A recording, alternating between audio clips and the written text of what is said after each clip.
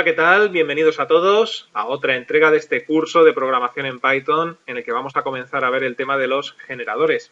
Vamos a ver en este vídeo qué son los generadores, cómo funcionan, qué utilidad tienen y cuál es su sintaxis.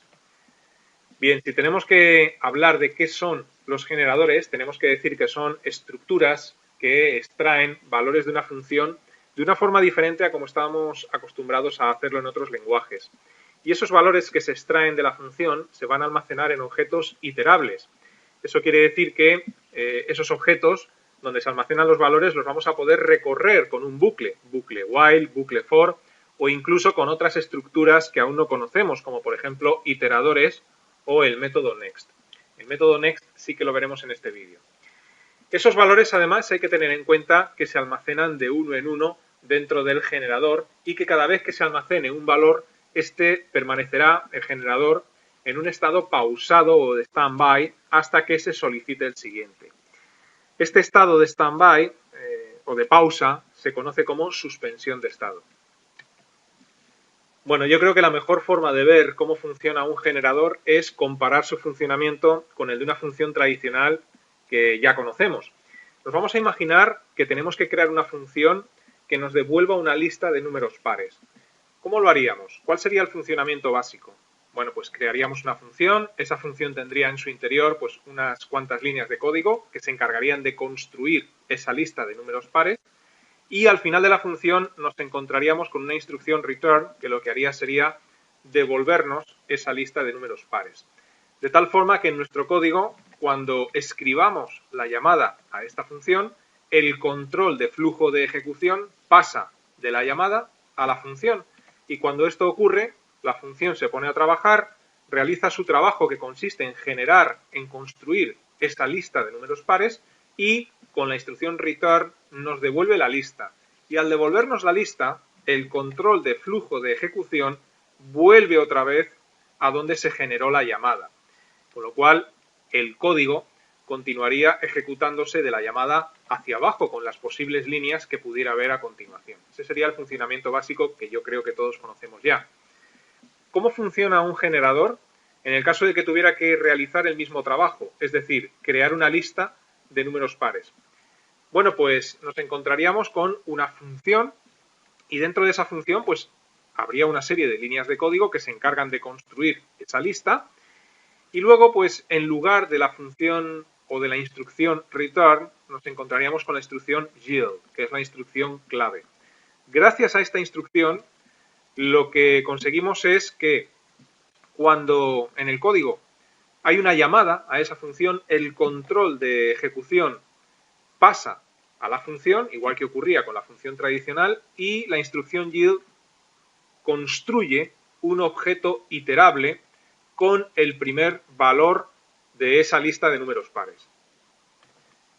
Y aquí ya nos encontramos con las primeras diferencias. Al contrario de lo que ocurre con una función tradicional en la cual pues, la función construye toda la lista y nos devuelve toda la lista, con un generador lo que hacemos es construir un objeto generador iterable en el cual está almacenado el primer valor que nos ha de devolver. Una vez que ha construido el objeto y en su interior está el valor, ese generador entra en un estado de stand-by o suspensión. Y el control de flujo de ejecución pasa otra vez al algoritmo donde se realizó la llamada. Si volvemos a llamar a ese generador, el generador vuelve a extraer de la función el segundo valor y lo almacena en su interior y vuelve a entrar en suspensión. Si volvemos a llamar una tercera vez al generador, la función realiza su trabajo, el generador extrae el tercer valor, lo almacena en su interior y vuelve a entrar en suspensión. Y así sucesivamente hasta completar pues, todo el listado de números pares. Si os dais cuenta, la diferencia fundamental es que se nos va devolviendo los valores de uno en uno dentro de un objeto generador iterable. Y la pregunta que seguramente todos nos hacemos es, ¿y esto para qué? ¿No? ¿Qué ventajas puede tener que obtengamos una lista de valores de uno en uno en vez de obtenerla de golpe, como ocurre con una función tradicional? Bueno, pues la primera ventaja que esto tiene es una ventaja de eficiencia. ¿Por qué? Bueno, pues porque hay determinadas ocasiones o bajo determinadas circunstancias en las cuales nos va a venir muy bien que esos valores se nos devuelvan de uno en uno. Cuando una función tradicional nos tiene que devolver una serie de números pares, como el ejemplo que hemos visto, por ejemplo, esa función tradicional tiene que construir la lista completa, reservar un espacio en la memoria para almacenar toda la lista y una vez que ha hecho todo eso, devolvernos la lista entera. Y eso pues conlleva una serie de consumo de recursos y de tiempo. Mientras que si se nos devuelven los valores de uno en uno, como hace el generador, pues el tiempo que va a tardar va a ser menor, porque no tiene que construir la lista entera. El espacio en la memoria que tiene que reservar va a ser menor, porque no tiene que almacenar la lista entera, tan solo tiene que almacenar un valor. Y eso puede tener ventajas, por ejemplo, cuando nosotros queremos acceder solamente a uno de los elementos de esa lista, cuando nosotros vamos buscando un elemento concreto de la lista que nos puede generar una función. Si yo voy buscando, por ejemplo, el segundo valor, ¿para qué necesito que la función genere la lista completa, pierda tiempo generando el resto de valores y consuma más espacio del necesario para almacenar valores que no necesito? Con un generador lo que conseguimos es que en cuanto se nos ha devuelto el valor que vamos buscando, pues ya no hace falta volver a llamar al generador ni que genere más espacio en memoria ni que realice más trabajo, con lo cual la ventaja de eficiencia es clara. Esto tiene especial utilidad cuando estamos trabajando con listas de valores infinitos. Por ejemplo, pues una función que tiene que generar constantemente direcciones IP al azar, por ejemplo, se me ocurre a bote pronto, bueno, pues en este caso trabajar con generadores es mucho más útil que hacerlo con una función. Y luego pues hay otros escenarios que, como estamos comenzando el curso, todavía pues no estamos preparados para ver o ni siquiera nos imaginamos, en los cuales pues es muy útil que el generador nos vaya devolviendo los valores de uno en uno. Pero bueno, no os preocupéis porque esto lo veremos más adelante en el curso. De momento vamos a ver pues cómo se maneja esta estructura pues para ir adquiriendo conocimientos de Python y poderlos utilizar en el futuro. En cuanto a la sintaxis de un generador, bueno, pues ya lo hemos visto prácticamente, ¿no? Es una sintaxis muy parecida a lo que sería una función tradicional. Tenemos que utilizar la palabra reservada def, a continuación el nombre que queremos dar a esa función generador y luego pues el código que pueda tener esta función en el interior. Y la diferencia respecto a una función tradicional es que un generador en vez de return lleva yield, aunque un generador también, además del yield, puede llevar adicionalmente un return, algo que no vamos a ver todavía, pero puede ocurrir, ¿no? Bueno, pues esta es la sintaxis. Vamos a ver todo esto que hemos visto sobre un ejemplo práctico. El ejemplo práctico va a consistir precisamente en crear un programa que nos genere una lista de números pares y lo vamos a hacer primero utilizando una función tradicional de las que ya conocemos y después modificaremos el código pertinente para convertirlo en un generador y de esta forma podemos ver las diferencias que hay entre los dos. Vamos a ello.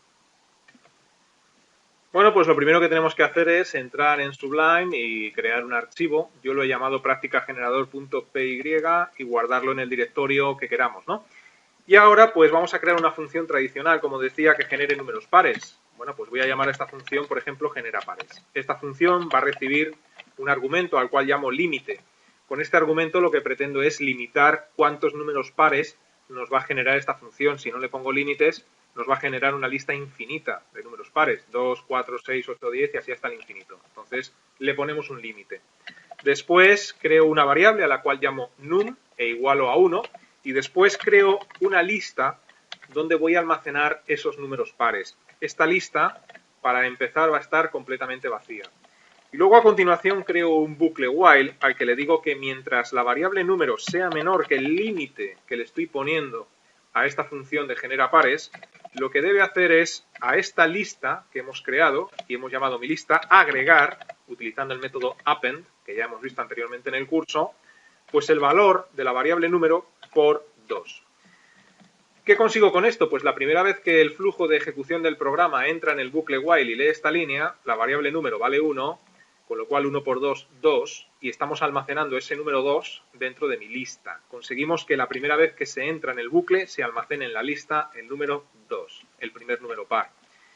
Bien, después de esto, lo que hago dentro del bucle todavía es incrementar el valor de la variable número en 1, diciéndole que número es igual a num más 1. Y bueno, pues con esto prácticamente está terminado. Lo único que nos queda es decirle a nuestra función, fuera ya del bucle while, es que nos devuelva lo que hay almacenado en mi lista. Creo que todos vemos lo que hace este programa, esta función en concreto. La primera vez, pues guarda un 2, como hemos visto. Después de guardar el 2, incrementa número en 1. Pues si número vale 1, valdrá 2. Esto quiere decir que a la siguiente vuelta de bucle almacenará 2, que es lo que vale número, por 2, es decir, un 4. Después incrementa en 1, valdrá 3, 3 por 2, 6, almacena un 6 y así sucesivamente. Y ya lo único que nos queda es decirle a nuestro programa, fuera de la función, que imprima pues lo que devuelve esta función genera pares, pasándole como argumento, por ejemplo, un 10. Con esto vamos a conseguir que nos genere una lista de 9 números pares.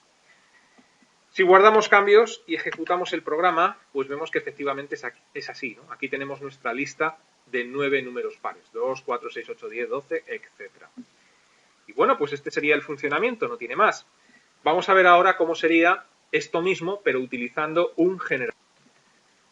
Como el generador nos va a devolver la lista dentro de un objeto iterable, ya no necesito la lista para almacenar esos valores, ya que tendré el objeto iterable, ¿no? Entonces la línea de la lista la suprimo, num igual a 1 me sigue valiendo, el bucle while también me vale, y lo que tenemos que hacer dentro de este bucle while, claro, como ya no tenemos lista, pues la línea de mi lista.append ya no nos sirve, no hay nada que agregar a ninguna lista, y ahora en su lugar utilizamos la instrucción yield, y le decimos a ese yield que nos devuelva número por 2. Después incrementamos nuevamente el valor de la variable num en 1 y ya no vamos a utilizar la instrucción return, ya que tenemos el yield. Como la instrucción yield lo que consigue es construir un objeto iterable con los valores de la lista en su interior y los va almacenando de uno en uno, yo lo que necesito, fuera ya de lo que sería la función, es crearme una variable objeto a la cual voy a llamar, por ejemplo, devuelve pares, donde almaceno el objeto iterable que devuelve la función.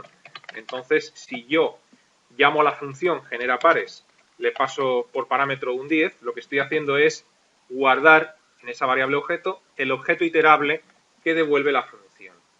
De tal forma, borro la línea del print, que una vez que ya tengo el objeto iterable, tan solo me queda recorrerlo con un bucle while o con un bucle for.